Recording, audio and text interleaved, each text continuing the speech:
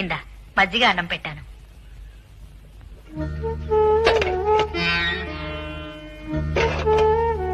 గిన్నె ఖాళీ అయింది. మరి నీకు? బియ్యం తక్కువగా ఉన్నాయమ్మా. మళ్ళీ రాత్రి భోజనానికి చాలవని 2 గుప్పిళ్లే పోశాను. నేనిప్పుడు తినేశాను కదమ్మా, ఎలాగూ రాత్రికి తింటాను. ఈ అన్నం నువ్వు తిను.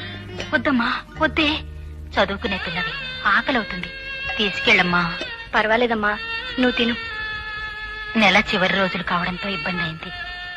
హనుమాయమ్మగారు 2 రోజుల వరకు డబ్బు ఇవ్వడం కుదరదన్నారు. పోనీ పిల్లల్ని రేపు జీతం తీసుకురమ్మని అడగనమ్మా? వద్దులేమ్మా, బాగుండదు. వాళ్ళేమైనా అనుకోవచ్చు. సరే, వస్తానమ్మా. భోజనాలు వెళ్ళేటట్టుంది, స్టూడెంట్లు వస్తున్నారు. దిక్కులు చూస్తావేంటే, తిను.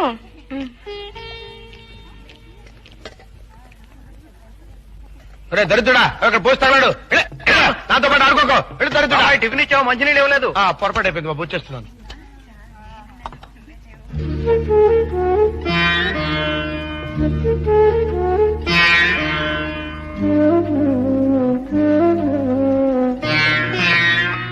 మా దొడ్లో బీరపది ఉందే కర్మ. మా అమ్మ రోజు బీరకాయ కూర చేసి చంపేస్తోంది. ఇవాళ మీ ఇంట్లో ఏంటే?